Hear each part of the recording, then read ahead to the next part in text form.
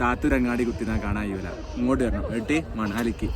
അങ്ങനെ നമ്മൾ മണാലിയിൽ മഞ്ഞ് കാണാൻ പോകണം, സോലാങ് വാലിക്ക്. മണാലി ടൗണിലുള്ള ഞങ്ങൾ ഹോട്ടലിൽ നിന്ന് ഏകദേശം ബ്രേക്ക്ഫാസ്റ്റ് കഴിച്ച് ഒരു 8:30 മണിക്ക് ഞങ്ങളോട് കോർഡിനേറ്റർ ഇറങ്ങാൻ പറഞ്ഞു. ഞങ്ങൾ ഒരു 10:30 മണിക്ക് ഇറങ്ങി ഞങ്ങൾ മാതൃകയായി. ഈ ഡ്രസ്സ് ഇട്ട് പോകുന്നത് ഇവിടുന്ന് ചന്ദ്രനിൽ കാലത്താൻ പോലെ. ഈ ഡ്രസ്സ് ഇട്ടാണ് മണാലിയിൽ മഞ്ഞിലേക്ക് പോകേണ്ടത്. ഇവിടുന്ന് വെറും 250 രൂപയാണ് ഇതിന് റെന്റ് കൊടുക്കേണ്ടത്. ഇത് രണ്ട് പോയാൽ തിരിച്ചിങ്ങോട്ട് ഐസായി പോരാ. ഈ കയറിയപ്പോ തൊട്ട് മറ്റേ മൃഗശാല കയറിയ മാതിരി എല്ലാം സൈഡായിരുന്നു.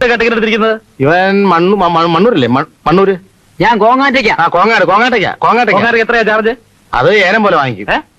50 പൈസ 50 പൈസ 50 പൈസ കൊടുത്ത് ഇറക്കി വിട. 50 പൈസ. ടിക്കറ്റ് എടുത്തവനെ ഒന്നും അങ്ങനെ ഇറക്കി വിടാൻ ഒക്കത്തില്ല. എന്നാ ഇവരെ ഇറക്കാതെ വണ്ടി വിടുന്നില്ല. എന്തൊട്ട് തണുപ്പാ ഇവിടെ. എപ്പോഴും ഇങ്ങനെയാണോ? ഈ മാസം ഭയങ്കര തണുപ്പാണ്. അടുത്ത മാസം വല്ല മാറും. പിന്നെ അങ്ങനെ തണുപ്പോട് തണുപ്പാണ്. -डिग्री സെൽഫിഷ് ആണ്. സെൽഷ്യസ് എന്തായാലും തണുപ്പാണ്.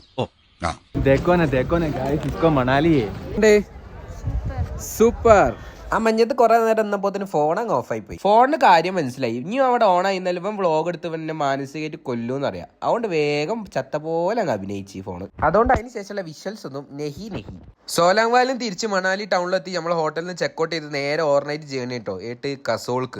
അങ്ങനെ രാത്രി നേരെ കസോളിലെത്തിട്ടോ. അവിടെ ഒരു ക്യാമ്പ് സൈറ്റിലായിരുന്നു നമ്മളെ സ്റ്റേ. രാത്രി നല്ല ക്യാമ്പ് ഫയർ ഒക്കെ ഇട്ട് നല്ല അടിപൊളി സ്റ്റേ ആയിരുന്നു. എന്നുയിരണ്ണനുക്ക്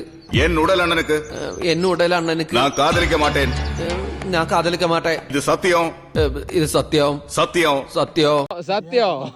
അപ്പൊ ഇനി വേഗം ഓർക്കട്ടെ, നാളത്തെ കസോളത്തെ പരിപാടി ട്രക്കിംഗ് ആണ്. നല്ല എക്സ്ട്രീം തണുപ്പാട്ടോ. തൊള്ളൊക്കെ തുറന്ന പുകയേ പോണുള്ളൂ.